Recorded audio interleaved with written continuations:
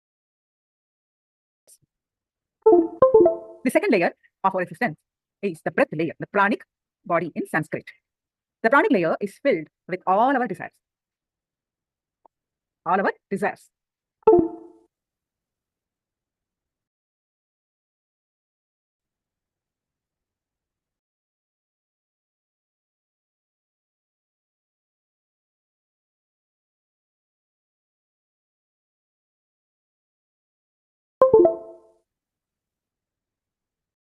Prana is the life energy that sustains us every moment of our life.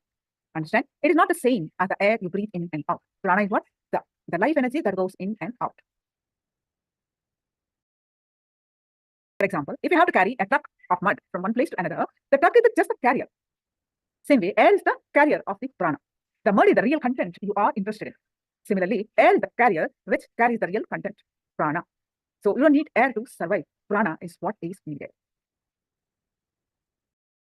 Prana is associated with the 5 different types of movement. The basically inhaling, staying inside the body. So you don't need this much detail actually to understand how desires are associated. Please understand that when your desire changes, your prana flow, the flow is there, the specific flow of prana, that flow changes. You remember this part. When your desire changes, your prana flow will change. So pranic layer is associated with what? Desires. And if your desire changes, your pranic flow will change. For example, if you're caught in the lust or any intense desire, your inhaling and exhaling will become intense. The prana going in and coming out will increase. With any desire, the prana flow will change appropriately. If you are in silent and peaceful mood, the prana flow will be different. It will be so mild that you will not even know that the prana flow is taking place. So desire is nothing but energy. How should we handle this desire energy? Mahavira, a great spiritual master, says that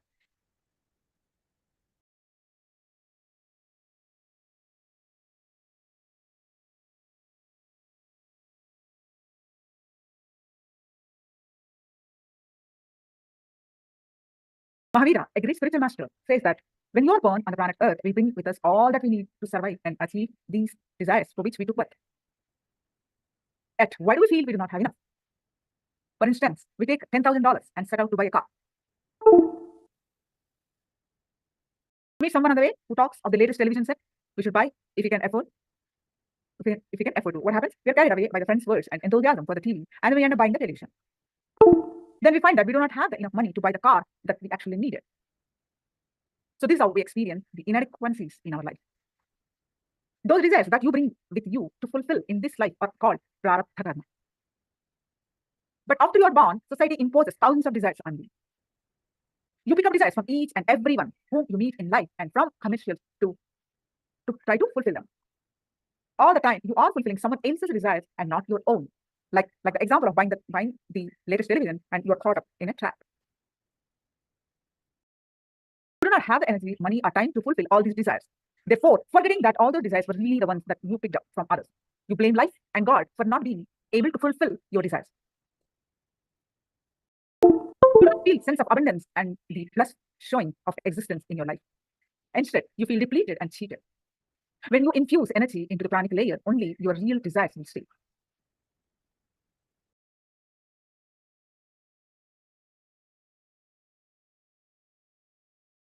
You do not feel a sense of abundance and a blessed showering of existence in your life. Instead, you feel depleted and cheated. When you infuse energy into the pranic layer, only your real desires will stay. The borrowed desires will leave you. As with a tree, when you shake it, the old and dry leaves fall, while young leaves of the energy stay. Of the young leaves of the tree stay. So when you do this meditation, other people's desires will all fall away, and only your dreams, your desires will stay.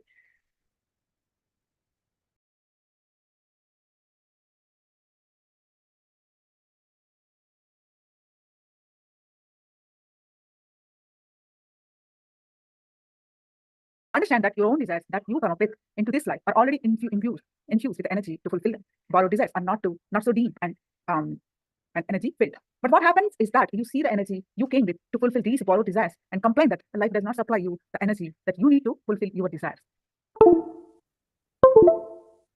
When you work on energizing the pranic layer, all the desires imposed on you by others will drop.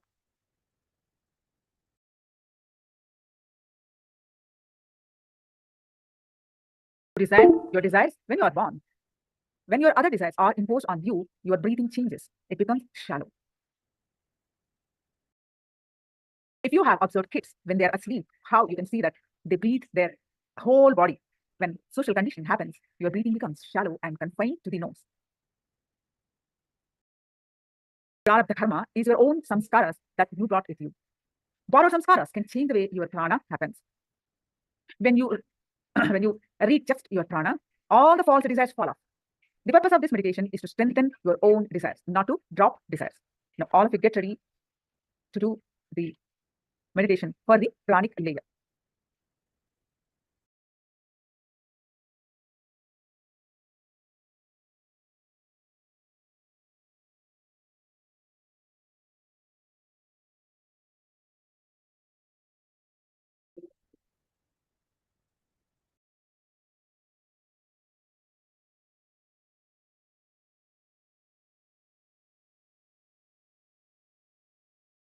So all of you please get ready to do this meditation.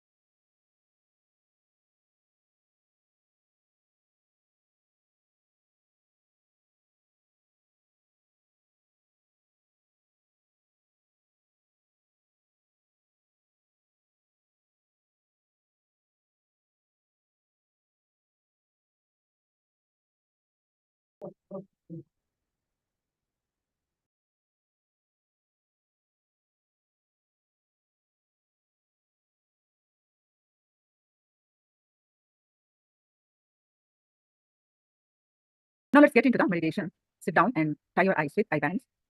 There are 4 steps to repeat here. It's a very powerful meditation. This also you can do it every day.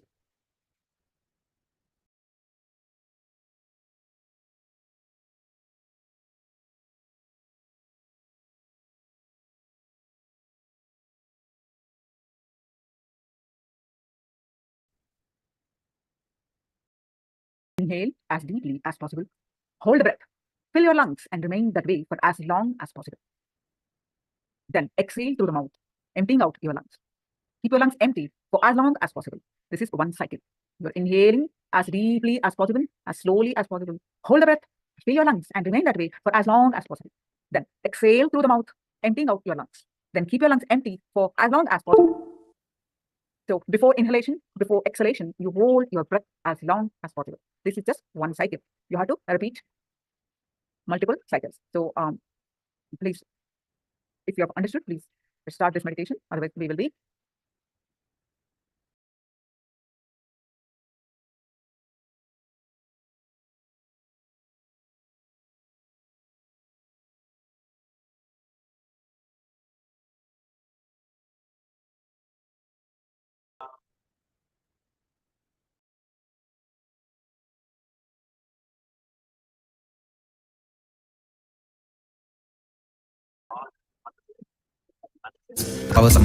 ॐ नित्यानन्द परमशिवोऽहम् ॐ नित्यानन्द परमशिवोऽहम् ॐ नित्यानन्द परमशिवोऽहम् ॐ नित्यानन्द परमशिवोऽहम् ॐ नित्यानन्द परमशिवोऽहम् ॐ नित्यानन्द परमशिवोऽहम् ॐ नित्यानन्द परमशिवोऽहम् ॐ नित्यानन्द परमशिवोऽहम् ॐ नित्यानन्द परमशिवोऽहम् ॐ नित्यानन्द परमशिवोऽहम्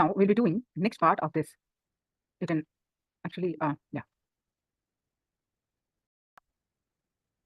You can close your eyes. Slowly, very slowly, visualize all your dreams, all your desires, one by one. Feel that all your desires are getting fulfilled, that all your desires have come true. Imagine, visualize that as deeply as possible, as if it has actually happened. All your desires have come true.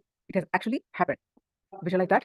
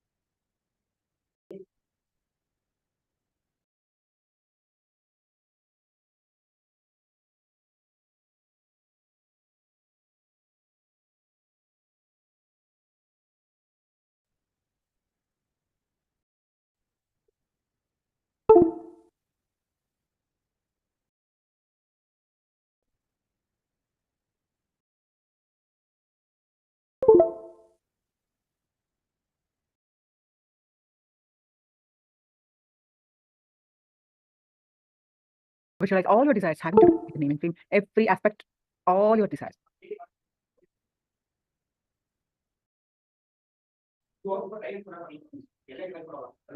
Name and fame, wealth, relationships, all aspects of your life. Visualize all your desires are getting fulfilled.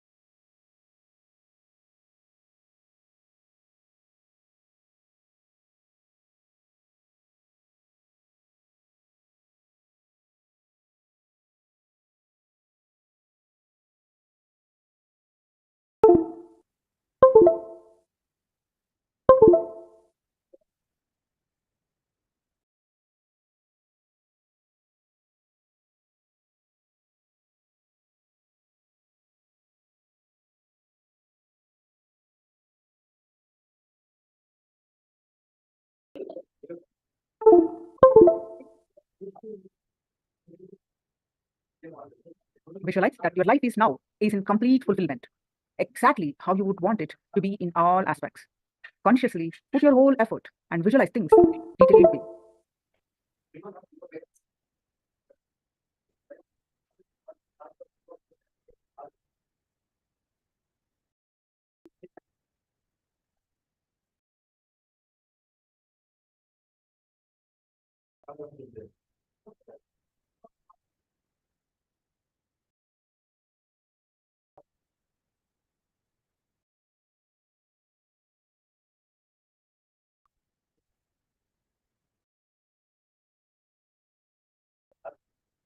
Bring all your desires into your consciousness and live them. Visualize they're all getting fulfilled. Live them totally with all the juice in them. There's nothing wrong in going fully ahead in your creation.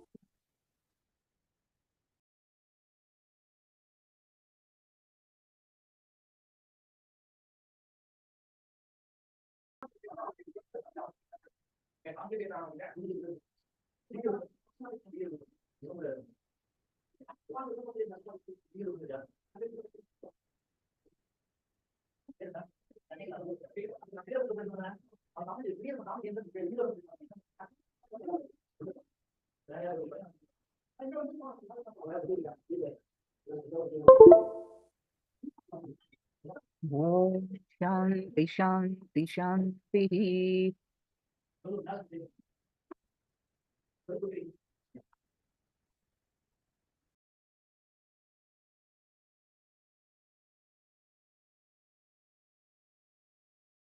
Now we're going to move on to the power manifestation of the distant vision. Now post your powerful cognitions from Living Enlightenment book.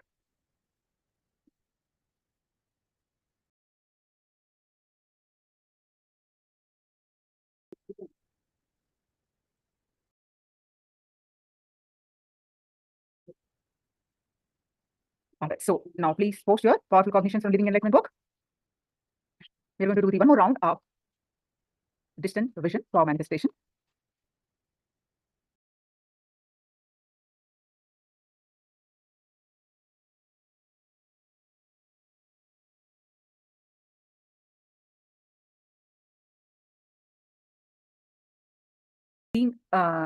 Serving other people is leadership. And do not create, maintain, or destroy any thought. If you don't do any of these three things, you are at the Supreme Self, Parabrahma. Wonderful. Now, please straight. We're going to, so how we're going to manifest this again? By manifesting by experiencing the oneness space, you have to find out what are the items on my right side. I'm going to keep some items. In the power manifestation of distant vision, you have to scan through your third eye and find out the items which are far away from you. Okay, so what are the items on my right side? There are 3 items. Actually 5. There are 5 items. All right, so please sit straight, close your eyes, visualize Swami's form in your third eye, and with the space of unclutching, start chanting the Mahavakya and experience the space of oneness. With the space of oneness, scan through your third eye and find out the objects' names and description. On my right side, there are 5 objects.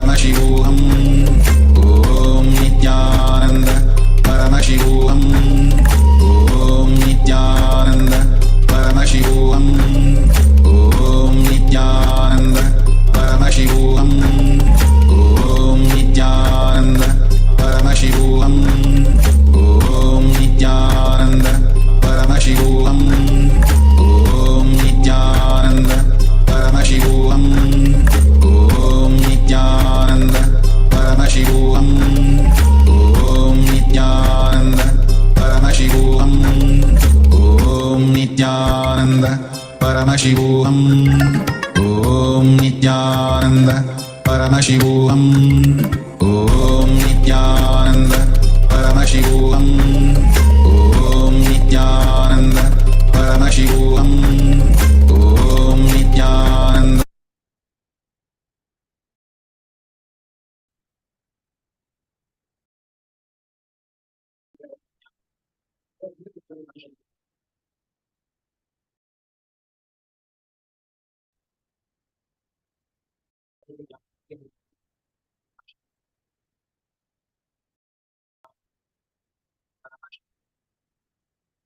Om Nithyananda Paramashivoham Om Nithyananda Paramashivoham Om Nithyananda Paramashivoham Om Nithyananda Paramashivoham Om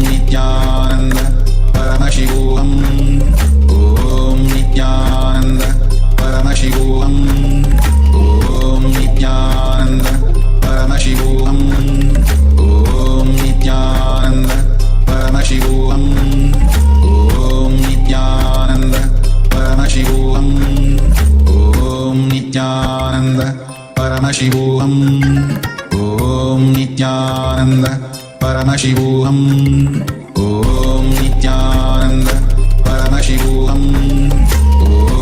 Om Nithyananda Paramashivoham Om Nithyananda Paramashivoham Om Nithyananda Paramashivoham Om Nithyananda Paramashivoham Om Nithyananda Paramashivoham Om Nithyananda Paramashivoham Om Nithyananda Paramashivoham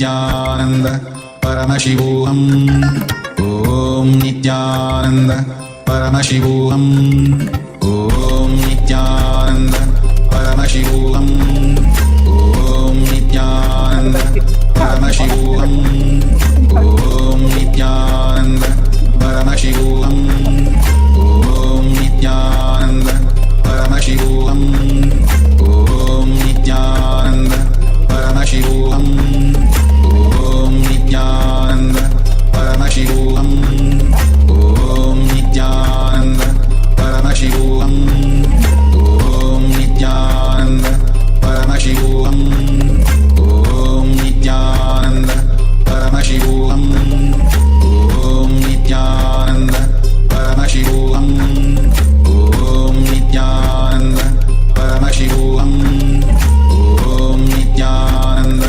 Paramashivoham Om Nithyananda Paramashivoham Om Nithyananda Paramashivoham Om Nithyananda Paramashivoham. Now, remove your right band and post whatever your third eye revealed, the object names. Object names on my right side.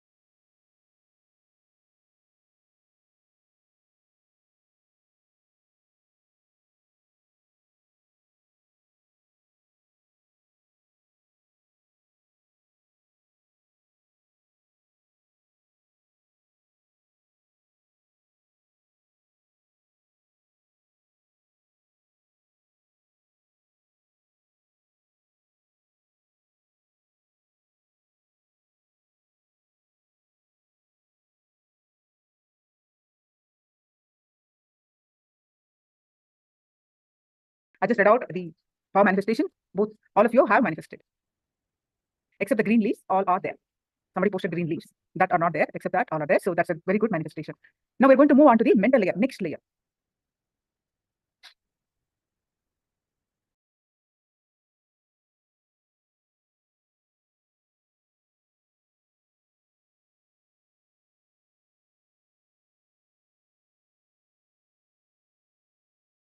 Mental layer is associated with the powerful emotion of guilt.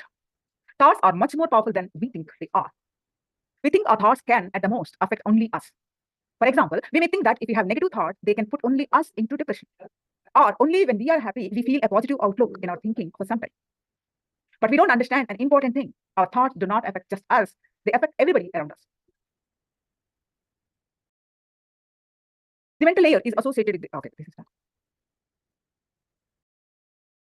In fact, our thoughts affect the whole world. We may not be able to believe this logically, but it is our collective thoughts that are responsible for every single incident happening in this universe.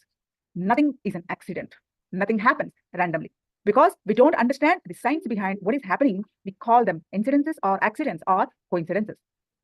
For this, we need to clearly understand these deep but fundamental truths about life that will change the way we look at life. First thing, all our minds are not individual separate pieces of the universe. They're all one and the same. All of our minds are interlinked. Not only interlinked, they directly affect each other. That is called collective consciousness.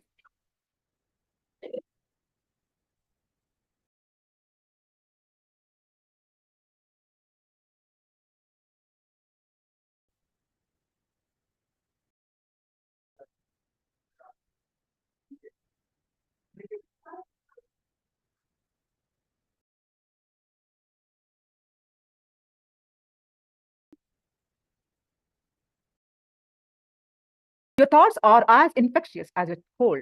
People may escape from your cold. It is not so infectious, but your thoughts are so infectious, much more than your cold is. If you catch a cold from someone, you might suffer physically for a few days and then get over it. But when you catch thoughts from people, not only you do suffer mentally, but the suffering is also forever. Similarly, anything that you think affects the people staying around you, it affects not only those who are staying closely around you, but everyone living on planet Earth. Your intellect might resist, saying, how can this be true? But the truth is, all of us are not different beings, are different minds. We are all totally interlinked, closely networked. Any of my thoughts can transform you. Any of your thoughts can teach you. We are not separate individuals. We are not an island. There is only one whole thing, collective consciousness.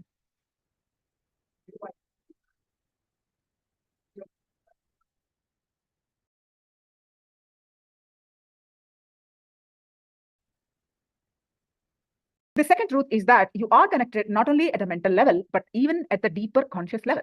The deeper you go, the deeper you are connected. We are all actually connected in the levels of all the 7 energy bodies. Now, in the physical layer, you, God, I can be represented at the different points quite far from each other. Say 120 degrees away from one another. In the physical layer, the difference is too much. If you come down a little to the pranic level, the distance is reduced. The 3 points come a little closer.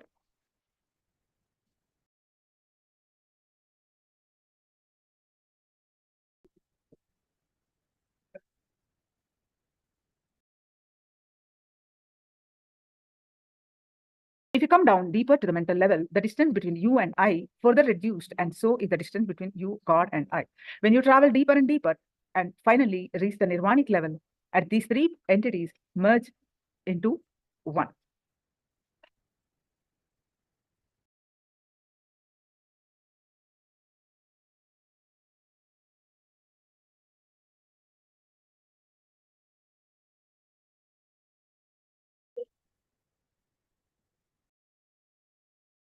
Please be very clear that at the deep end of all these layers, that is the nirvanic layer, God, you, and I are one. There is no distance between us at the nirvanic layer.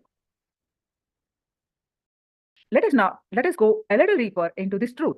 We all seem like different entities at the physical level, but what happens when you love someone intimately? His or her love and suffering affects you. It comes and goes out of your being. This is because at a deeper level, there is no individual entity, and each one of us is a part of the collective consciousness.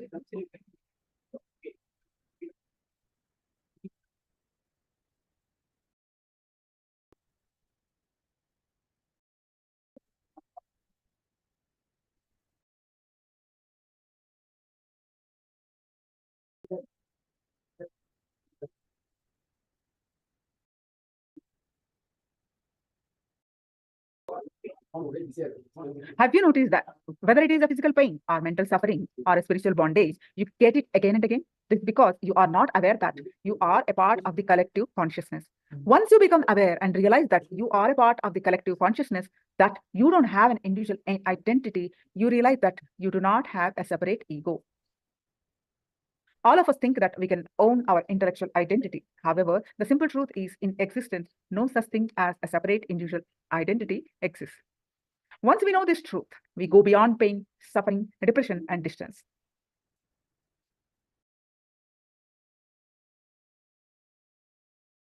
Understand clearly that as long as we have this concept of individual identity, whether it is physically or mentally or at the being level, we will be continuously suffering. The moment we start thinking that we are an individual body,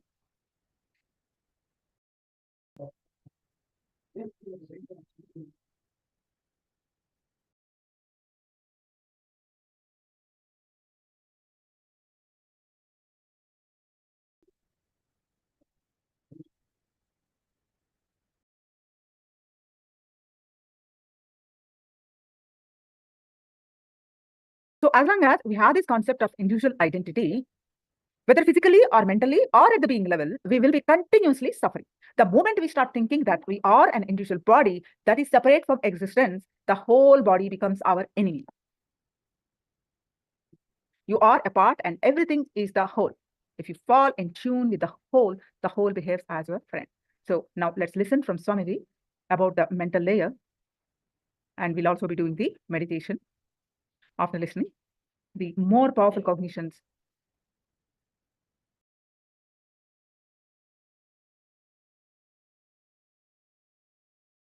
Initiation. Please understand this word deeply. Initiation means giving you a glimpse of the truth. The next body is cosmic body. In this layer, you don't have any ignorance. You experience this layer very rarely when you experience the mindless state. Very rarely. If you are really relaxing in the beach or the nature, or you understand some great truths suddenly by contemplating, or sudden shocking things like a death of near and dear one, or some shocking thing can untouch you from the attachments on life. In those few moments, you experience this cosmic layer. Very rarely. Of course, nirvanic layer, you never experience. Very rarely you experience the cosmic layer. Before attaining to the layer, how many of you really felt morning fresh, alive, not feeling like sleeping? Oh God. Good. All you guys have done the causal body properly. You have done the meditation properly. How many of you felt after the 42 minutes you are not able to sleep?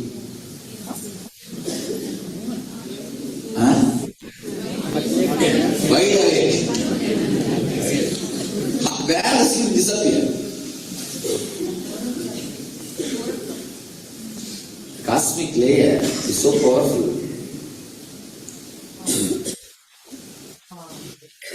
If you know how to enter into it consciously, you don't need so many hours of sleep. You don't need to spend so many hours lying down, rolling in the bed. You can do so much of work.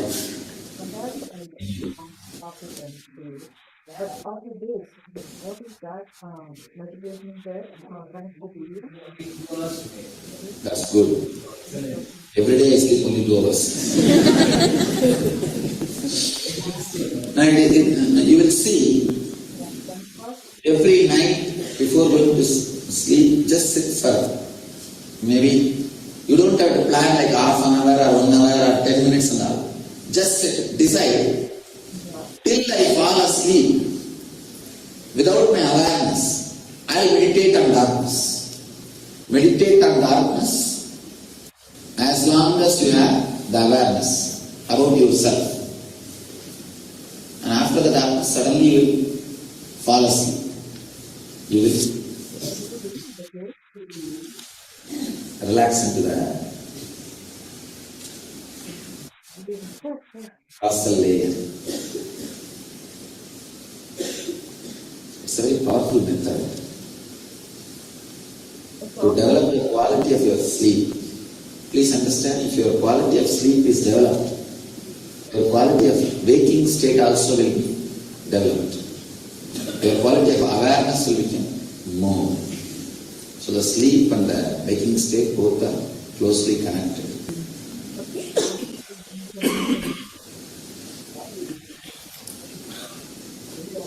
In this cosmic layer, you don't have any engrams. Please understand. The physical body, you carry chronic fatigue. Pranic layer, you carry desires. Mental layer, guilt. The etheric layer, all pains. Causal layer, all the engrams in seed form. In causal layer, and in the cosmic layer, no engram. When you unclench, you experience this layer. When you disconnect from your body-mind, you will experience this layer.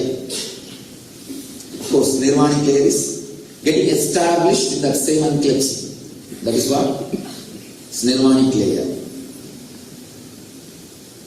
So now, initiation into the truth, the ultimate truth. Please understand, from time immemorial, the truth is only initiated. I tried my best to transmit the same truth through media, through video, DVD, books. I was not successful. I am not able to. I tried my best. Actually, I just wanted to replace the living master through some system, so that forever this tradition will go on. I tried my best. Last 4-5 years I tried. I am not able to. I tried so many different ways. I even tried that I will just sit and let the DVD play. Whether people are able to catch the truth. No. Something happens when it comes from an experience inner space. Directly touches the inner space of the listener. It directly penetrates the being. Please understand why I am saying this.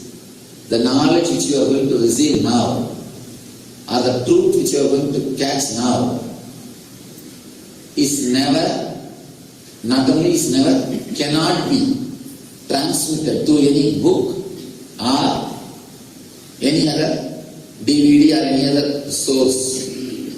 It has to be directly heard, internalized and experienced. There are so many great truths revealed as Mahavagya. Mahavagya means in Sanskrit the ultimate word, ultimate truth to lead you to the enlightenment or experience. In Vedic scriptures, there are so many Mahavakyas like Aham Brahmasmi, Tattvamasi, Prajnanam Brahma, so many Mahavakyas. Understand? No problem. Even this word is my own contribution. We went up to the Oxford dictionary, Oxford people. They said that there is no such word in English only. We copyrighted this word. Maybe you can say, this is the Mahavagya. I want to share with you. First, let you understand the truth behind this Mahavagya. Then I have the initiation into Mahavagya. Let me express the word exactly. Unclutch. Unclenching is the Mahavagya. That is the word. Understand, in English there is only one word, disclutching. The unclutching word is a new word.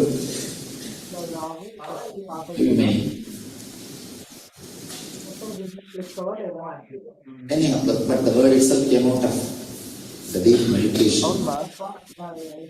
See what I mean by this word unclutching? If you unclutch the car, nothing will change in the hardware. But the whole action, whatever was happening, purchase orders la sign kavali. Purchase order la sign kavali. unclutch in your inner space, nothing needs to be changed in your day-to-day life, in your lifestyle, in your hardware means the life which you are living with your body. But suddenly you will see, whole thing will come to a stop. You will have new space, new life. It's a very subtle but very powerful technique. I can't even call this as technique. It's a truth. Just reveal truth. Spirituality is inward journey, no doubt, but not for cowards who can't face the simple problems. Surely not for the cowards who can't face the simple problems. And the simple problems are okay, nothing wrong. It shows that you are courageous enough to stand for what you believe. That's perfectly alright. I have seen many people don't even want to know their first circle to know that they are spiritually involved. And moreover, see, it's a courageous statement you are making to the society with which you are living, that I'm trying to live in a different way. Just don't disturb me. I can say one thing. The initial level only it will create little disturbances or unrest, but it will liberate you from many problems. First, actually, when you go back from this program, when they see big mala and bracelet and everything, first few days they will be creating some unrest and all those things. After a few days they know that this fellow has gone crazy. Nothing can be done. I know how the scene goes. Usually when you go back, suddenly the husband will see person is with big mala, bracelet, and a new cloth, the bindi, except one small stick and a flag. Practically everything is done. And when you go back to the house, first thing, what happened to her? And the problem is you also don't keep quiet. Whole day this Namo Nithya is singing in the house. And jumping is going on. And the poor guy, what did he do? And he carried 2 big suitcases of books. And in the house continuously songs, discourses is going on. The poor guy. And after 2-3 hours, slowly, when he is coming to the reality, coming to terms with the reality that something has happened, you start talking. You should go and meet that song. You should go and meet the program. That guy says, keep quiet, I don't have time for anything. But you know how strong and stubborn you will be. For 2-3 days continuously, you will be playing the discourse in loud voice, loud volume, and music will be going on. And some 2-3 days you will be sitting in the early morning.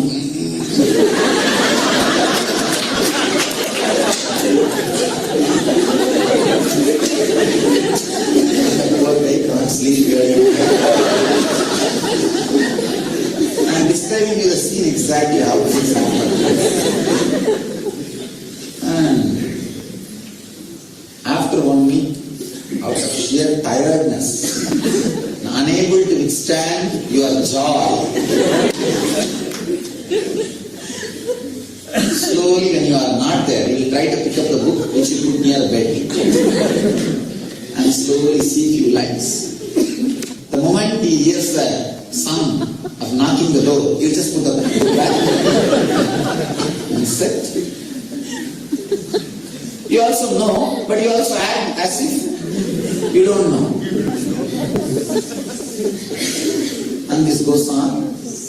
Suddenly people start calling you. And somehow he only will pick up that phone. They'll ask, I heard that your wife is healing. Can I come for healing? He can neither say yes nor say no. Just call you. Hey, can you attend your phone? You will say, no, I told you long before my name is changed.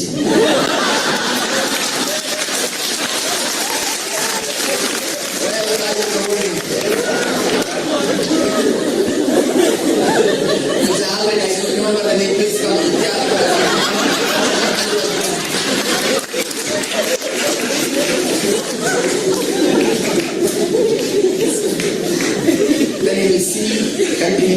3-4 days, 10-20 people are coming to your house every day for healing. And naturally, 5th day or 6th day, you will come and sit and watch what these guys are talking among themselves. So naturally, you will see 1 or 2 cases coming and telling, oh, I had knee pain, it became alright, I had a headache, it became alright, I had wheezing, it has come down. Anyhow, you can neither say yes nor say no in front of public. You will keep quiet. After 20 days,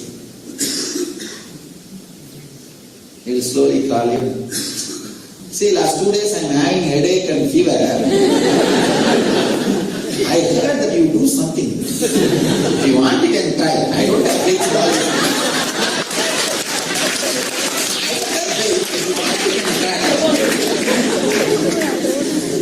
It's actually nothing but sitting for a few minutes silently. I can sit, it's nothing wrong.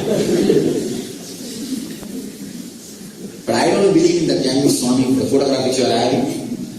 Just I wanted to see. Naturally, you will smile inside, but you can't show outside. If you are too aggressive, then this guy will say no. So you put your hand. 2 days healing will go on. 3rd day, I think the medicine which I took 2 days before worked. Today I am feeling better, but if you want for your satisfaction, you can try once more. You also can't say anything. You will heal. He may not tell you, but he knows what has happened inside. So afterwards, only first time in front of you, he will pick up the book and try to see. When you ask how you feel with the book, sounds logical, but even then, I don't believe in all these things. It's okay. After 1 month, if you want to come for some program, Jayanti or Shivaratri or something, naturally you will say, I am going, why don't you also come? I am not stopping what you are doing. Don't call me. Don't try to convert me. Naturally you will say, no, I am not converting you, I am just calling. If you want, you can also come. No, I am not interested. You can go. But I am not stopping you.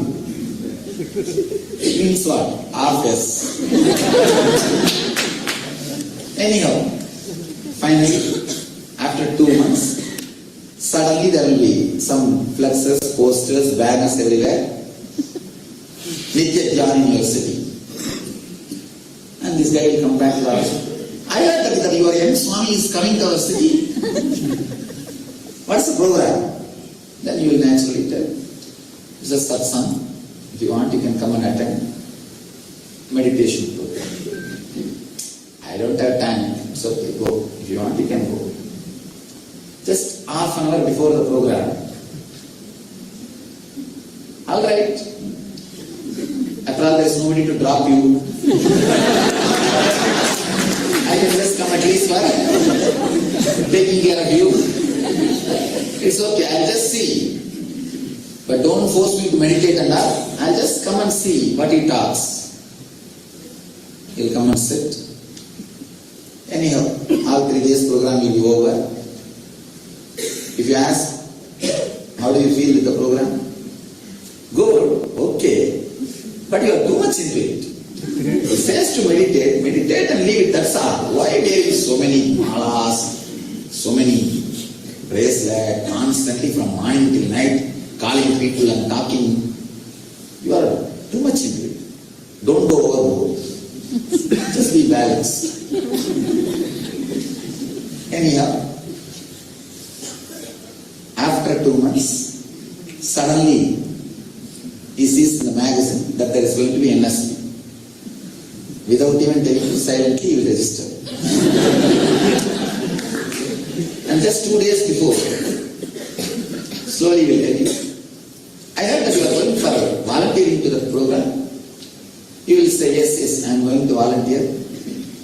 Rarely we get the opportunity to be with him. I think I don't want to send you along this time. What do you mean by you don't want to send me along this time? I'll also come and be there and see what is going on. Anyhow, you will laugh inside, but you will not tell anything. It's okay, if you want, come and try what is there. Then naturally the whole NSP will be there. It will be going on. In the gaps, you will try to talk to him and he will say no.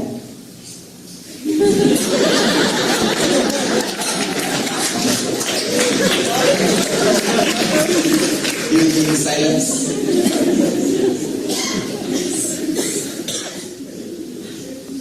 After the NSP, after everything is over, when he lands in your house, next day morning, suddenly you will see, in the next room also the same sound.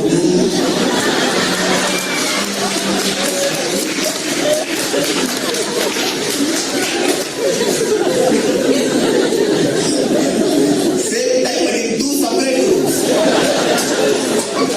Two separate rooms.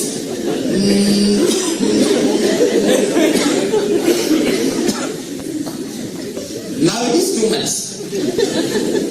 Now it is too much. Naturally you will ask, how do you feel? Now do you understand what I said is right? You will say, no. What Swamiji says is right. It sounds really true. But you did not present me as he told. Because of you, I delayed my meditation. Again, who will be blamed? See, what's accepting Swamiji is very easy. But accepting you are right is very difficult. Accepting that Swamiji is right is easy. But accepting you are right is too difficult. Anyhow, after 1 month, when somebody calls and says, ask, can I come for healing? Can you ask your wife and tell me what time I can come? Now today she is not there, but you can come, I myself can heal you. No, I am also a healer. Please come in the evening. I can heal you. Here it's the show. That's all.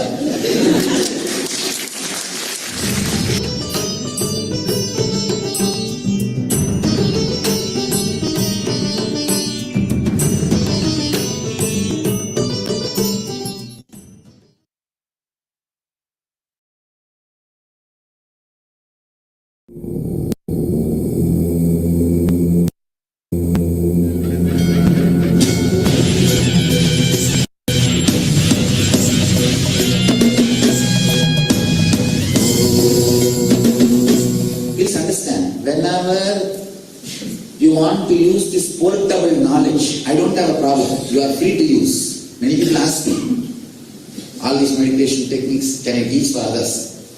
I tell you, are free to use. It's not my property. Property of Buddha, Shakara, Mahavira, Krishna. You have full freedom to teach. I don't have a problem. Somebody gave me a big list of all the classes they attend. Sudhir there? Oh, please visit it. You can take all this knowledge, whoever wants can use. I have no problem.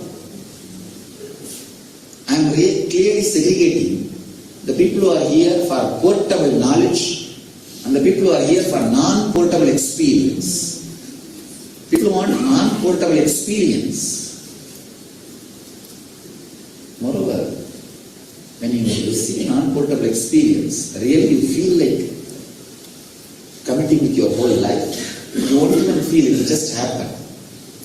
When you close your eyes, start meditating, you'll be just sitting with your regular life and dress. When you open your eyes, suddenly you see you are with mala and bracelet. It just happens.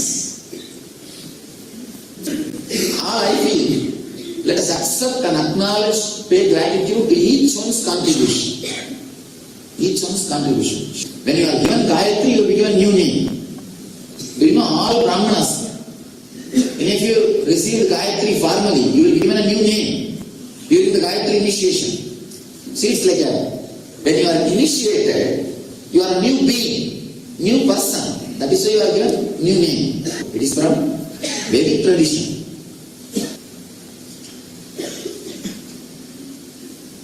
My age is 17. I can't change. Rohit Sastri. When he became 18, take the name.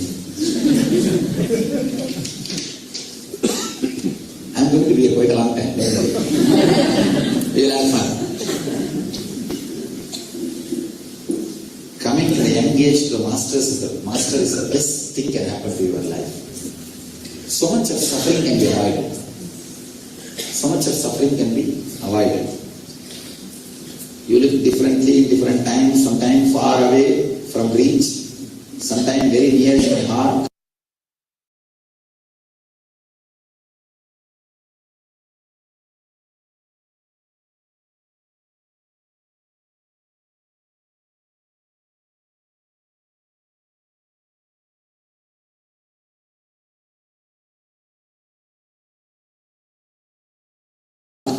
Sometimes very womanly in appearance.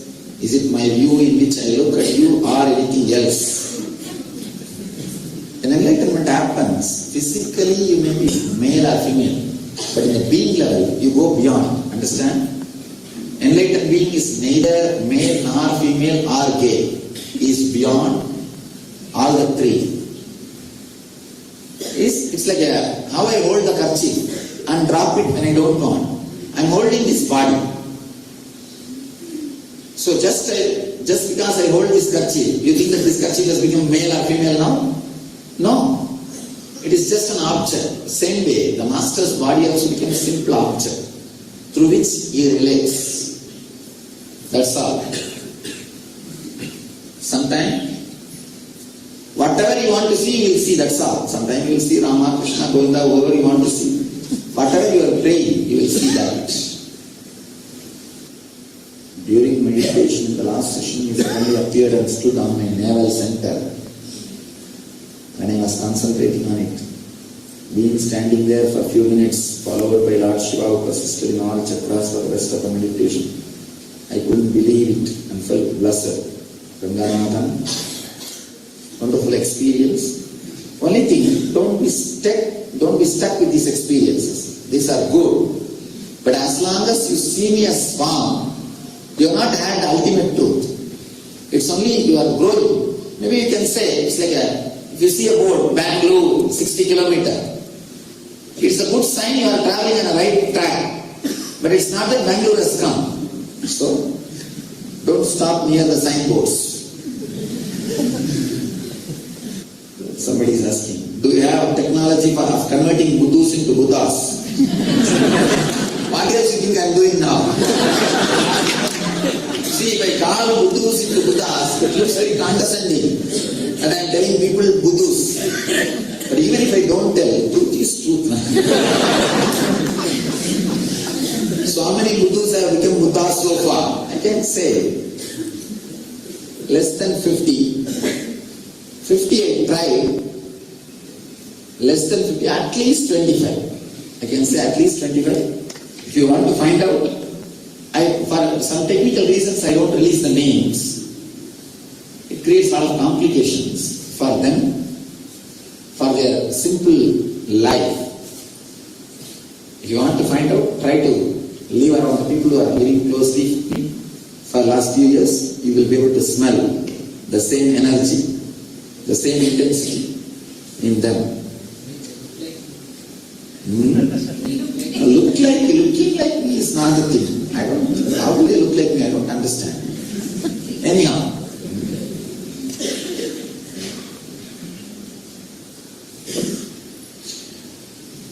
he is not leaving me. As Tamil NSP, you have been in positive thing. You have an energy field, and the banyan tree and all those things. One bad thing is I am too much caught in so many things.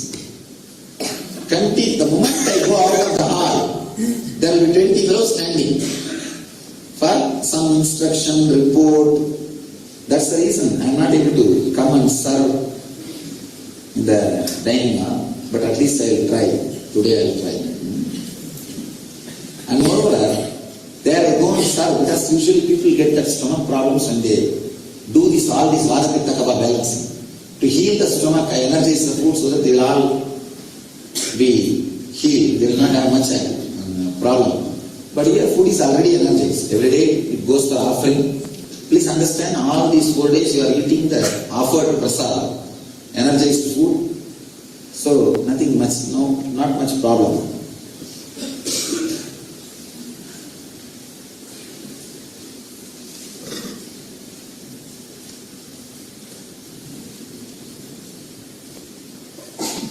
Somebody is asking, I don't want to read their name, very personal question. After the prarabdha, or after the desire meditation, I know I have a deep lust, but I want to get rid of it. How to? I tell you, if it is your prarabdha, don't even bother about getting rid of it. You will see that lust has enough of power and capability, intensity. It will bring the right person to your life. So you understand, lust is not a dead energy. It's a living, intelligent, intense energy. Respect it. If it is agamya, it will die. If it is prarabdha, which you brought, it will bring the right person to your life and give you the deep fulfillment, and of course, beyond fulfillment, the bliss. So I don't think you should start working for suppressing or dropping. You should only bring more and more awareness to it. If it is agamya, it will drop. If it is prarabdha, it will get fulfilled. Would you please explain the flowering of the emotional body? When we are crying, joy, is that it? When I think of sharing your meditation and teaching with others, I feel joy in my third chakra. Is the flowering or is it cleansing? It is flowering. In cleansing you won't feel joy. You will only feel peace. In flowering only you will feel bliss. Let's enter into the initiation.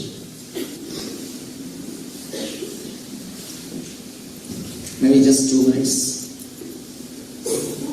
We'll meditate and give our prayers and respects to all the great masters who developed this science of initiation into the truth and who preserved this truth on the planet Earth. Please close your eyes and sit straight. You don't have to tie the ribbon. Just sit straight and close your eyes.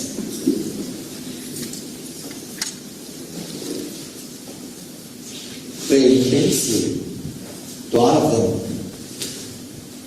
to give you the experience of the truth, the initiation. Sadashiva Samarambam Shankaracharya Madhyamam Asmadacharya Paryantam Vande Guru Paramparam.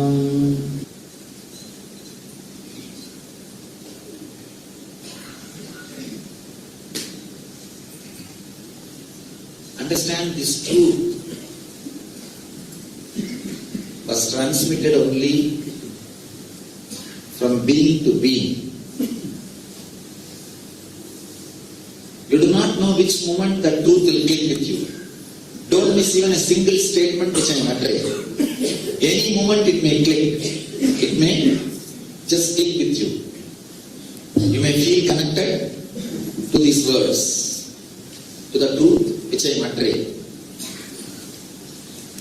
First thing, I want to explain how you catch, connect and create your so-called mind.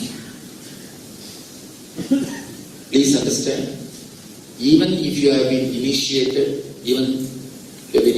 already, do not bother. Listen intensely. You might have been initiated in Devi Mantra, even the same initiation of uncatching you might have had.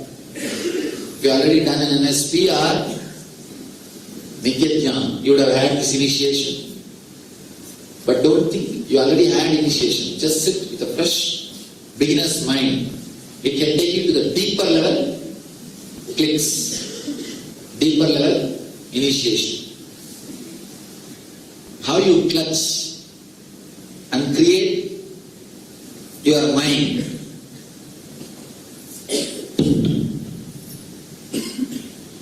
Let me explain in a simple diagram, then you'll be able to understand what I am saying. Usually, how you get thoughts and how it flows inside you.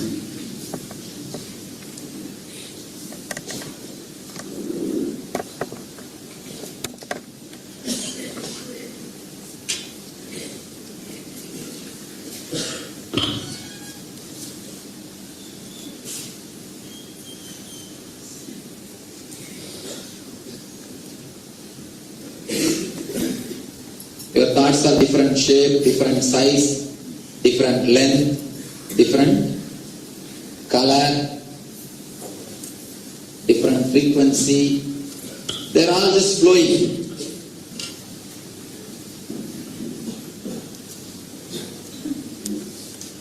They sometimes even overlap.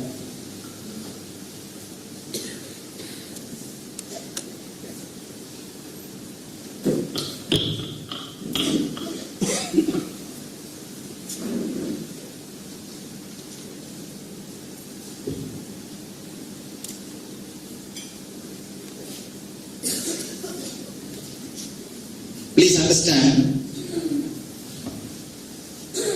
very important but basic truth about you, your mind, life. You can say one thought related to some joy, and something is related to some suffering. Again, some joy, then again some suffering, some painful thoughts, then some joy thoughts, then some painful thoughts, some suffering. Like this, different thoughts are coming, mixing and mingling. Am I right? Please understand. Different thoughts are continuously flowing inside you. You are basically bundle of unconnected, illogical, independent thoughts. If you want to experiment, just you can take few minutes and pen down whatever is coming from inside. Please let me explain, then you can start doing. Whatever comes inside, if you just pen down, you will understand there is no logical connection between one thought and the other thought. For example, if you see a dog in the street, immediately you will start remembering all the dogs which you have seen when you were young, and the fear which you had or the attachment you had for the pets. Then you will remember the young age, the teacher under whom you studied. Then you will remember that place where the teacher stayed. Please understand, there is no logical connection between the dog which you saw on the street and the teacher under whom you studied in the young age. But suddenly the mind has slipped to, this is the way your mind flows. Even though both of them have barked at you, that is different. But there is no logical connection between the dog which you saw in the street and the teacher under whom you studied in the young age. But your mind just slips. You are nothing but a bunch of unconnected, independent, illogical, unfledged thoughts. Let us first understand this statement. This truth let us understand. Let us experiment with it. Just sit now, take out a paper and pen. Please understand. Pen down whatever goes on inside. If you feel like, no, I am not feeling like writing anything, I am feeling bored, write that also. Whatever goes on inside, please listen. 1 minute. Please listen, then you can start. Have you heard this transcription softwares, the Dragon, the medical, all the doctors are using now. Doctors are using for medical transcription. The transcription software. Whatever you speak, it will transcribe. If a transcription software is connected to your mind, how it will transcribe? Without missing one sound, one word, don't edit, no grammar change, no phonetic change, no spelling change, no pronunciation change. Whatever goes on, just pen down for a few minutes. Just for a few minutes. Please start.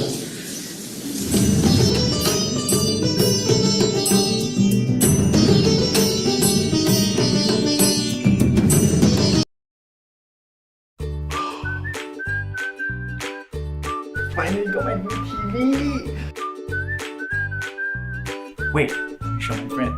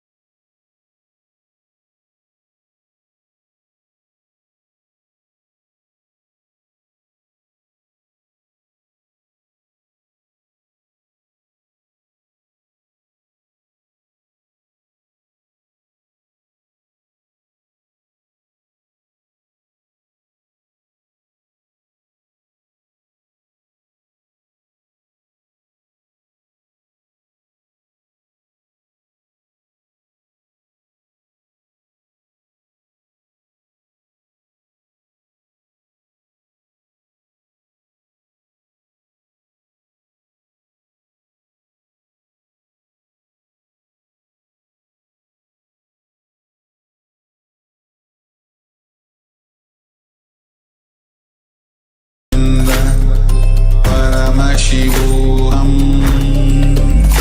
Om Nithyananda. Paramashivoham.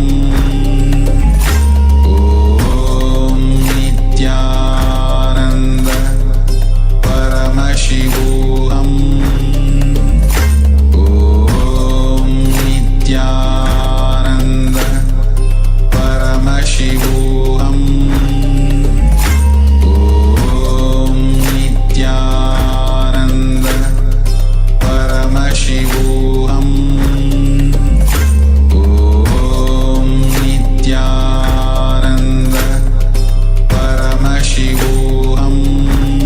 Paramashivoham. Om Nithyananda. Paramashivoham. Om Nithyananda. Paramashivoham. Om Nithyananda. Paramashivoham. Om Nithyananda. Paramashivoham. Om Nithyananda.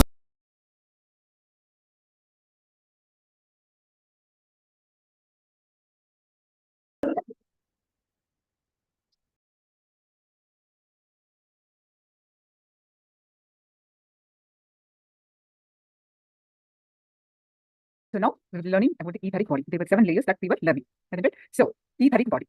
The etheric body is associated with mental pain and suffering. Each layer, see, Nithyananda Spurana is about how the death process happens. It stresses the importance of what we go through if we live the life that we are leading, going through a lot of guilt, pain, suffering, a lot of unfulfilled desires, borrowed desires, and which are unfulfilled. What happens during how the whole of these pains, guilt, how we go through the excruciating pain during the process of death. So how Swamiji designed this program to come out of these guilts, come out of these borrowed desires, come out of these pains, sufferings. So, and get a conscious experience, at least a glimpse of conscious experience, and that will come to our rescue, and we will move on to a conscious breakthrough during the death process. So it is so important to have one conscious glimpse of experience while in the body. So now we are learning etheric body, which is associated with mental pain and suffering. The etheric body is the space where the intense emotions are stored. Usually, all of our intense emotions are those of pain only. And you do not know any other intense emotion. If you know any other emotion, then you are a spiritual person.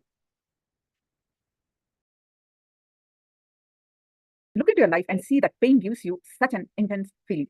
When you are depressed or in pain, you can see that you become very intense and your whole mind is centered. Your mind does not move to anything else.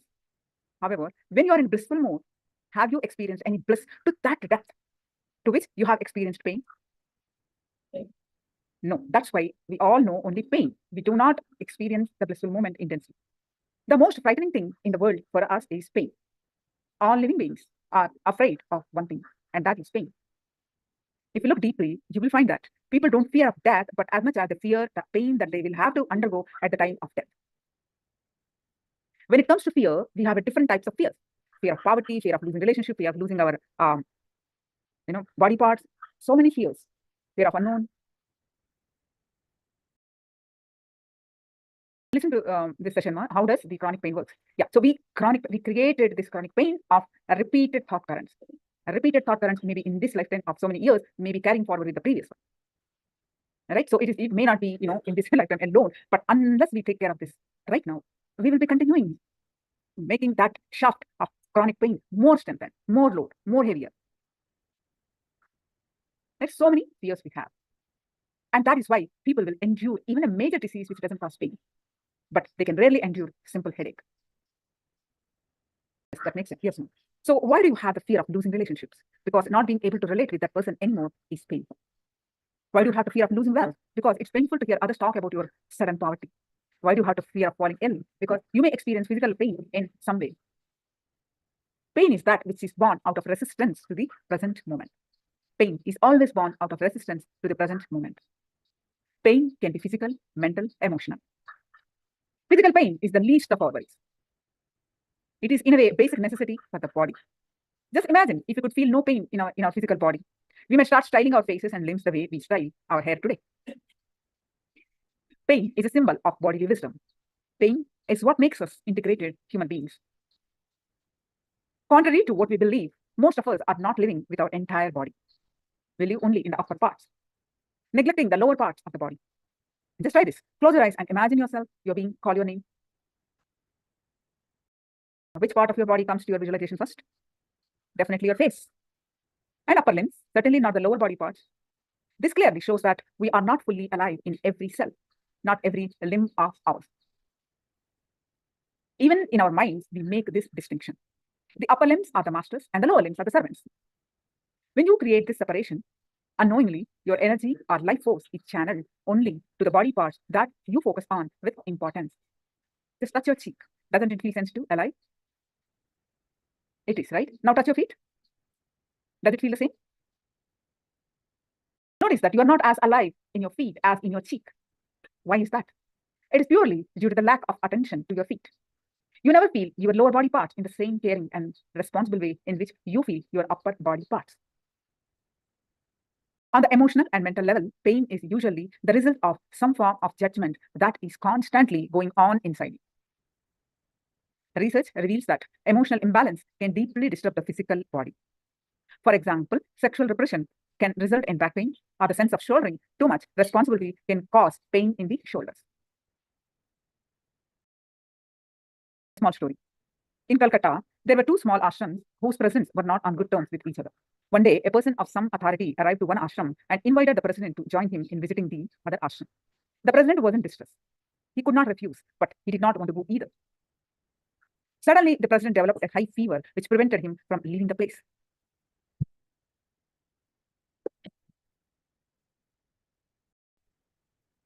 I saw this with my own eyes. As soon as the other person left, the temperature came back to normal again. Haven't we all experienced Monday morning blues? Whether we are children or we are adults, we experience this. When we are children, we display bodily symptoms of illness when Monday arrives after a long weekend. When we are adults, although we don't openly express our feelings, we do feel unease as having to go back to office on Monday morning. When the mind and body pull you in opposite directions, there is every chance that disease happens in you.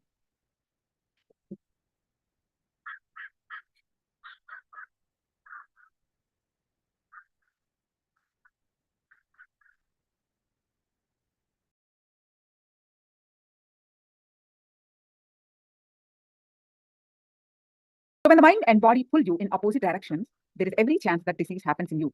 Because as we are learning, we don't exist just the physical body. We exist in pranic, the breath layer, mental layer, and the further layers, isn't it? Any disease happens when all these layers are not in sync. Every time you experience pain, it leaves behind a residue which becomes lodged in the body. By and by, this accumulated residue creates a negative energy field around you, which we call pain body.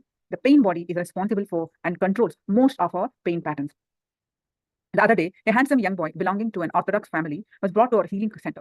His complaint was sudden blindness. His parents were weeping and told me that the boy was in excellent health, but had suddenly turned blind 1 week earlier. All medical tests revealed perfect vision, but he could not see. After scanning his energy, I requested that I may spend few moments alone with the boy. No sooner did he get the opportunity to talk to me in the private, the boy poured out his troubles to me. He said that he was deeply in love with a girl, but had been forced by his parents to stop seeing her. I immediately figured out the root cause of the problem. I asked the boy to get a photograph of the girl and spend the next 3 days meditating upon it continuously. His parents were taken aback at this unconventional solution, that too from a spiritual man. But you will be amazed, the technique worked a wonder. In 3 days, the boy regained his vision perfectly. He was able to see like before. How did this happen? When the boy was compelled not to see what he most wanted to see, his subconscious mind decided not to see anything at all. Just by the power of his intense thought, he became blind. His blindness was deeply psychological. Just imagine what a tremendous power the mind has over the senses.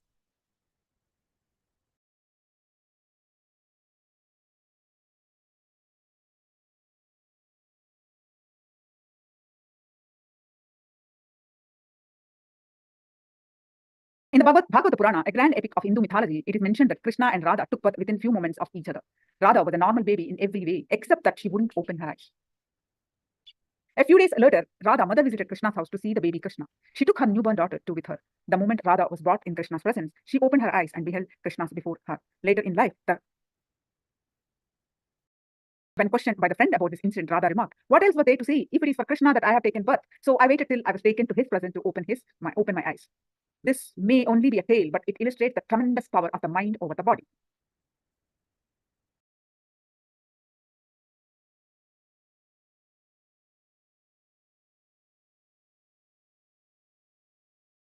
So understand this. Now let's work on this layer, the etheric body.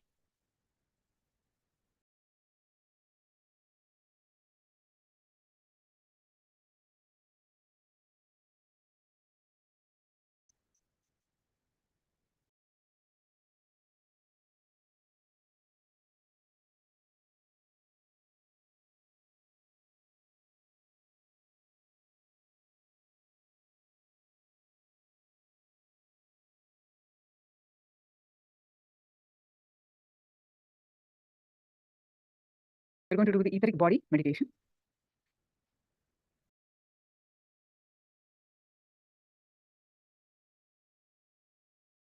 Guided meditation, just follow along with me.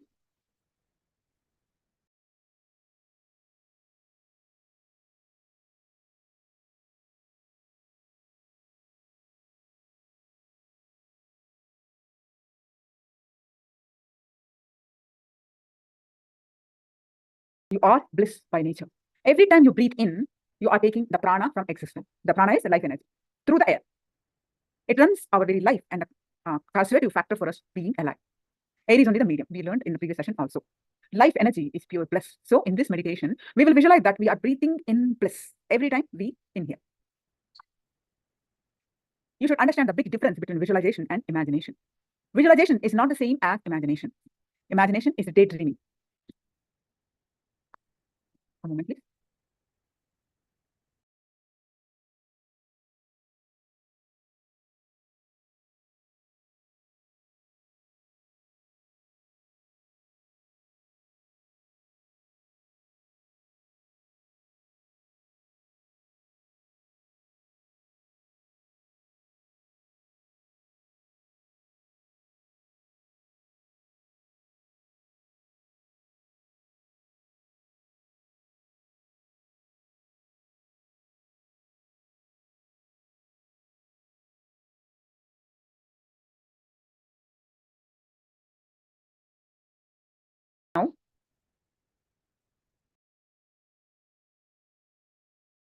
Now, let's get into the meditation. Get ready for meditation. Close your eyes. Tie your eyes with I-band. I'll be guiding you. Close your eyes. Tie your eyes with I-band. In this meditation, we are going to do just two things with full awareness. Tie your eyes with I-band. Just two things we are going to do with full awareness.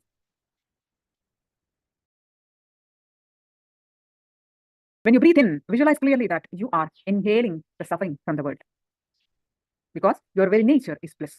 Visualize that the fountain of bliss spontaneously happening inside you is transforming the entire suffering into bliss. Because you are bliss, you are transforming the suffering into bliss. Visualize the bliss energy spreading to every part of your body, penetrating every pore and every cell of your body. When you breathe out, visualize the bliss energy from inside you just radiating out to the world. Very deeply visualize that you are breathing in darkness and breathing out gold light. You are taking darkness in, breathing gold out, gold light out. Visualize not only your pain, but the whole world's pain and suffering in the color black, and take it in. Convert that into bliss. Now continue to immediately start breathing out the gold light of bliss. When you breathe out, feel that you are breathing out golden light, the bliss, joy, or ecstasy. Put your whole consciousness and awareness into this and visualize. We'll be doing this for a few minutes.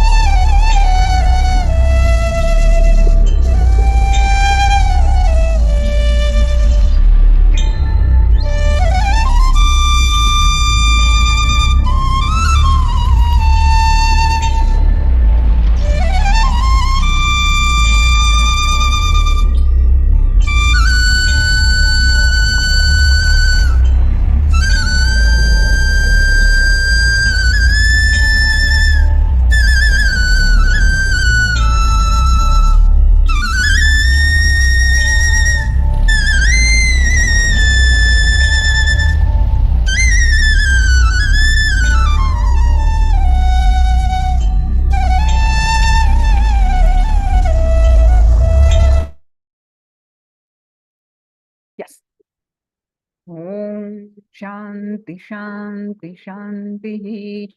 You can open your eyes and share your experience of this meditation.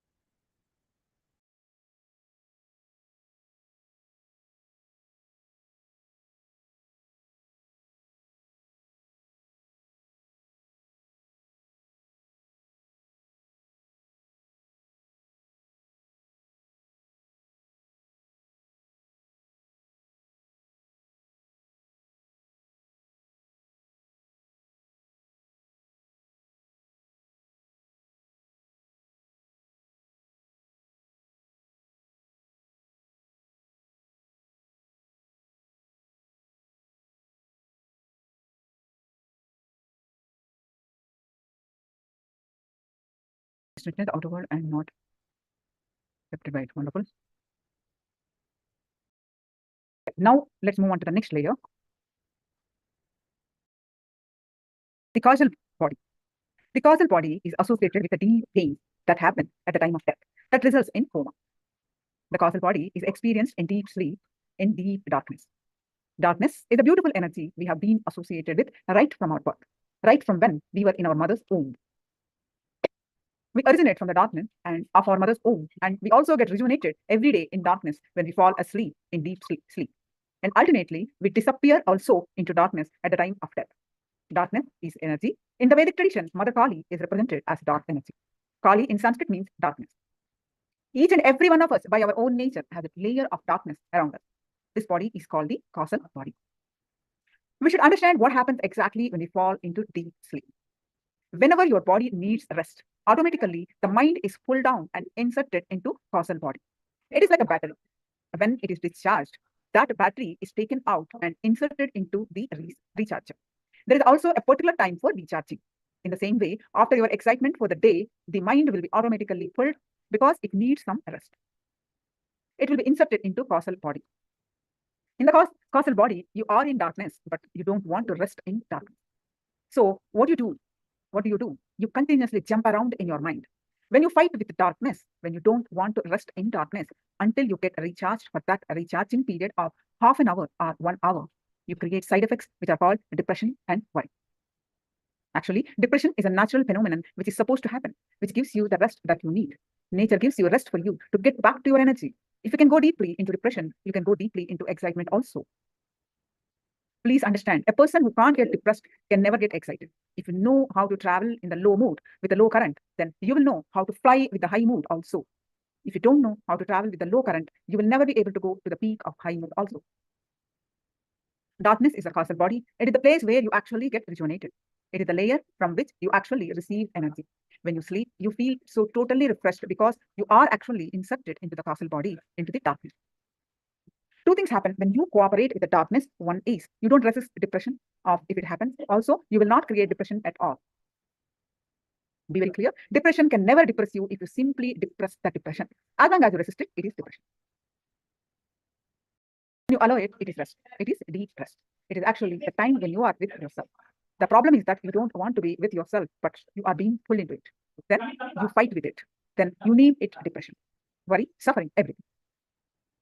You must have seen your lifetime when you are in the office. Suddenly you get a call to go home immediately. You simply obey the order, right? You don't have any problem doing that. In the same way, you just need to know how to travel with the depression, with the darkness. Now, let's get into the meditation to work on this layer.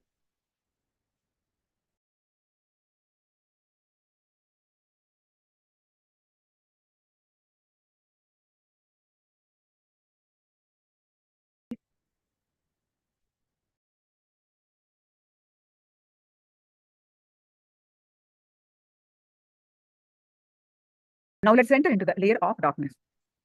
Sit straight.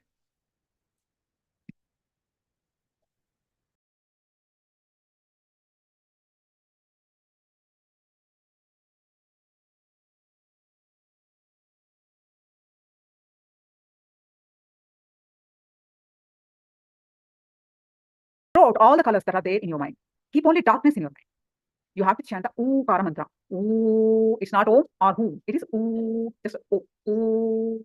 It's just Ooh. You will continuously push the air out as much as possible. Just push the air out with Ookara mantra. Don't bother about breathing it. Just focus only on pushing the air out with Ookara mantra and keep only darkness in your mind. Just keep pushing air out continuously by chanting this as deeply as possible. By pushing the air out, the body will breathe by itself.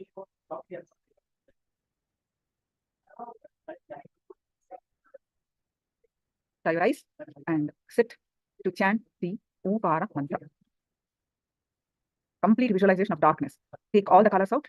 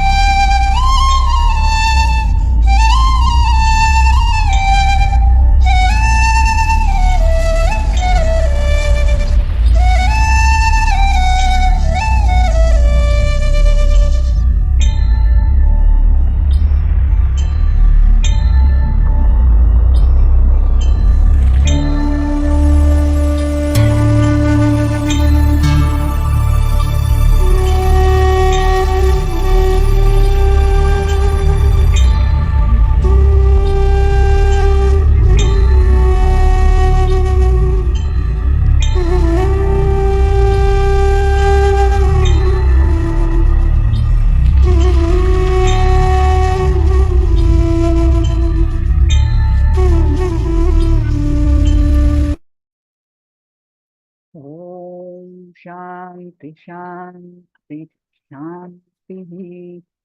You can share your experience of this meditation.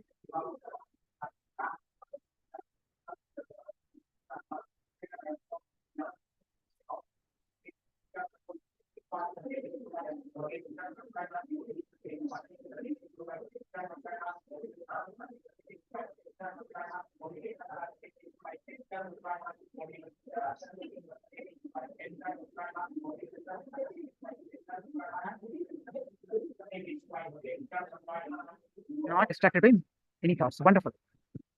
That's so wonderful. Now we are going to move on to nirvanic body. The nirvanic layer is associated with bliss. It is so subtle that it almost doesn't exist. It's almost the attain, the soul. Just the step before. What is the way to explore this last step? Just step before the enlightenment. What is the way to bring out the energy of this last step? By totally cutting yourself from the past. No revolution will help. This moment of touching the nirvanic body is the moment when the seed takes the decision to sprout. When the seed is sprouting, the seed will experience again. The moment you take the decision to make the jump, you take the decision to go beyond. You take the decision with all your consciousness beyond the body and mind. When you realize that everything you are experiencing is just your own conditioning, you suddenly wonder, is this life really worth living? So many desires, so many suffering, so much of guilt, so much of pain. Only one layer of joy, and that also is through the layers of pain. Look at your whole past. Read what you've actually. You can write all your past. So many times you've written your past incidences. Almost for everybody, the past is more like a ooh, which needs to be operated upon or thrown out from the being. When you consciously decide to drop the past, you can actually drop it. Understand few things. Your past is simply your condition. When you understand, it is only condition. Can't you drop it? As long as you think it is you can't drop it. But if you understand that it is your conditioning, you can simply drop it. When you psychologically drop it, even physically, the whole thing will change. That is the beauty of it. The nirvanic layer is the layer that the master is always in. So how do we relate to the master? When you come in front of the master, just feel a deep love. That's all. Nothing else is needed. Nothing else needs to be done. There is no other code of conduct to be followed. Many people come in front of me and do all sorts of things. It is not required to show off anything, but just experiencing the pure love for the master. Because the master guru represents the highest consciousness. He is the Paramashivoham in human body.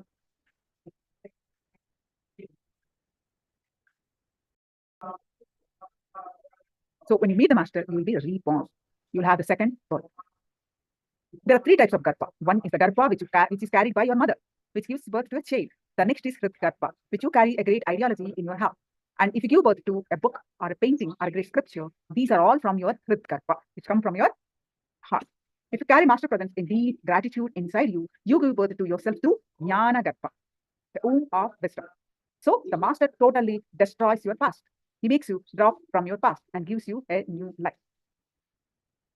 Only a total disconnection from the past can help you grow. There is no question of evolution. It is always only a revolution. A powerful story. Once there was a rat in the king's palace. The king wanted to kill the rat. One day he called his soldier and ordered him to kill it. When the soldier entered the room, suddenly from somewhere the rat jumped onto his face. He lost his balance, got frightened, and ran out of the room, shouting, "No, oh king, the rat is too weak. I don't think the rat can be killed by anybody." Seeing the frightened and shivering soldier, the king got frightened and thought, "Oh, this rat is something totally different. I don't know what to do." He called the palace cat and ordered it to go and kill the rat. The soldier told that, "Don't think that it is an ordinary rat. I went and I was totally shaken, so be careful." Anyway, the palace cat got ready with all his paraphernalia. He exercised for 2 or 3 days at the gym and took a special diet of food on the day of the fight, and he entered the room. Again, the rat jumped on the cat's face. The cat got totally frightened, lost its balance, and ran out. Now the rat became a challenge for the whole country. Even the palace cat could not do anything about it. So the king announced, anybody who kills the rat will be given a special prize. So many cats were brought. They tried to catch the rat, but just couldn't. In a remote village, an old man had a cat. He thought, why not try my cat? He asked the cat, will you kill the rat in King's Palace? The cat said, why not? Let's go. Let it go. The man brought the cat. It was a very lean cat. He let the cat inside the room. The cat simply killed the rat and came out. The king asked in utter disbelief, how did you do it? Even palace cat could not do it. How did you have the courage? How did you do it? The cat replied, what? I'm a cat. It's my nature to kill the rat. I just fought the rat, that's all. So understand that while your nature is so clean and straightforward, simply being influenced by past experiences and undue conditioning only makes you spoil your real nature. You always think, no, the last time I tried, the things were failures. Nothing worked. I think this time too, the same thing going to happen. This is how we think, isn't it? So don't have all those past things in your memory. Even the idea, the last time I failed is a past. Start it from your very root. Drop from the very root of the past. Are you getting it? Someone came and told me, Swamiji, last year alone, I stopped smoking 27 times.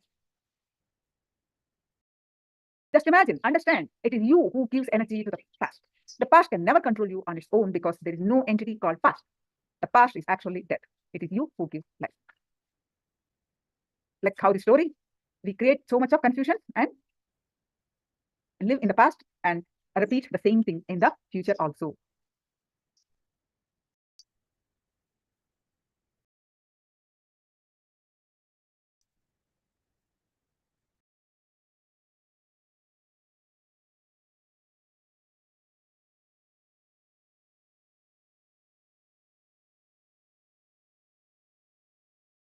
Now,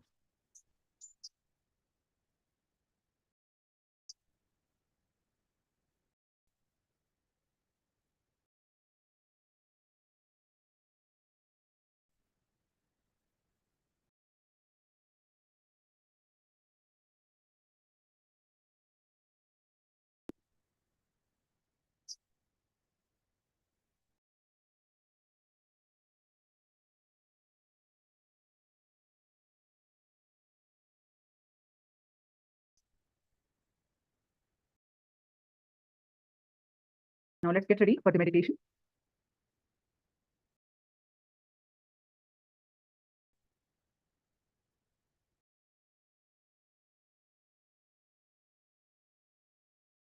Let's get ready for the meditation.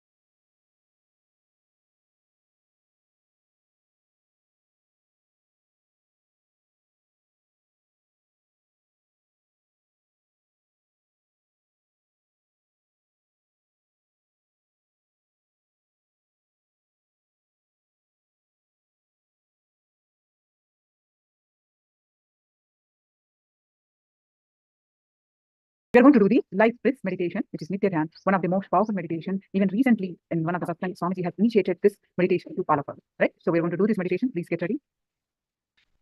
The guided meditation.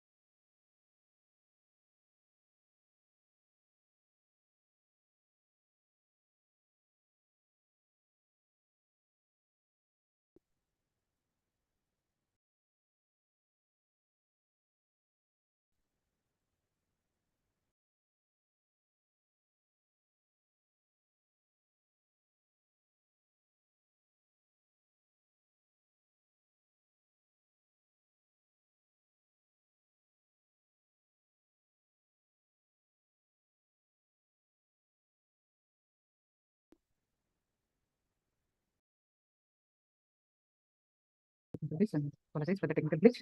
All right, so let's start the meditation.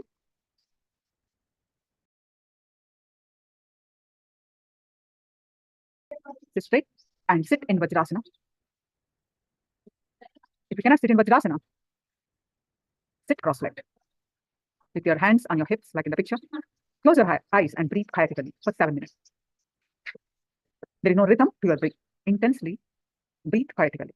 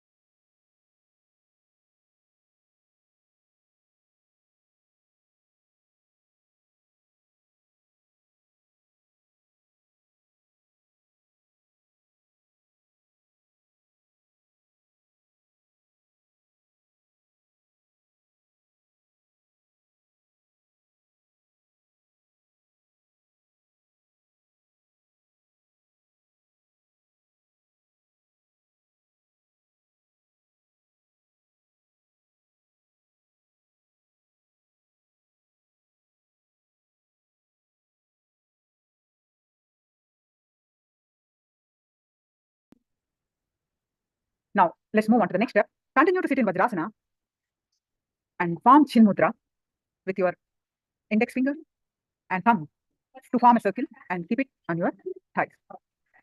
Placing your hands on your knees. Hum intensely for few minutes.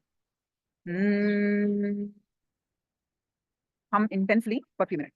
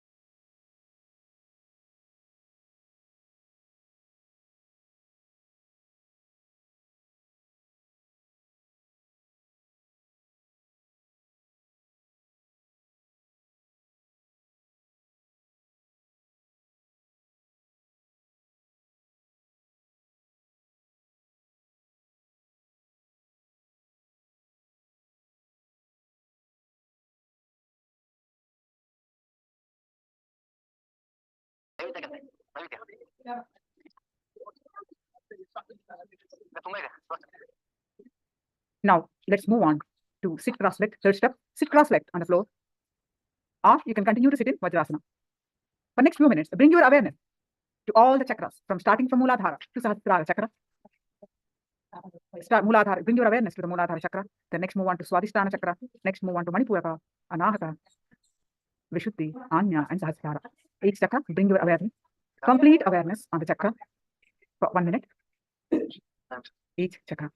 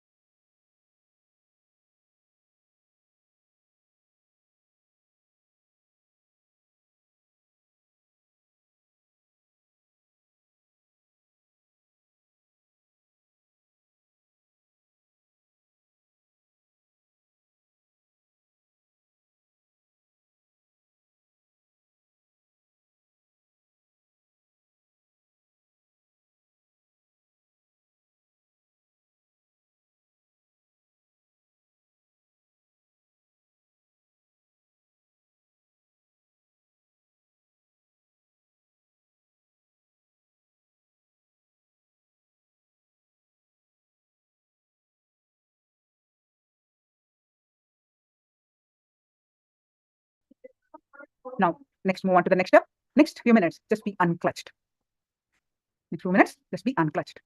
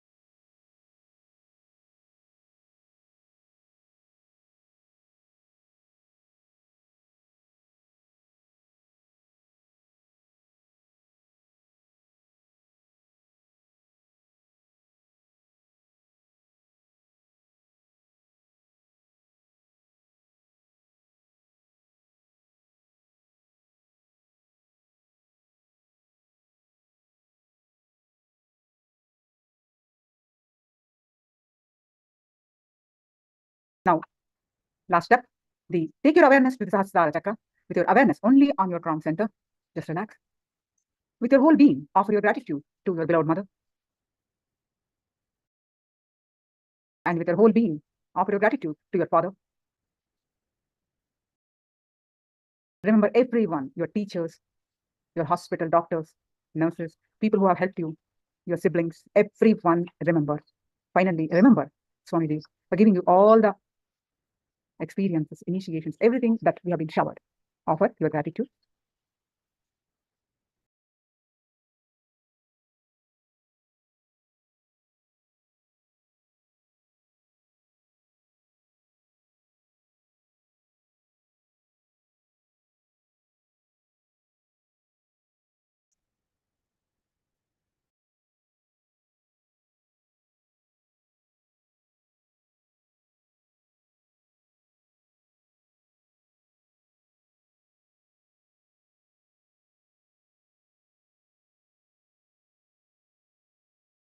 Offer your gratitude even to your enemies also, your enemies, those who have hurt you, for making you strong and forgiving by virtue of their behavior towards you.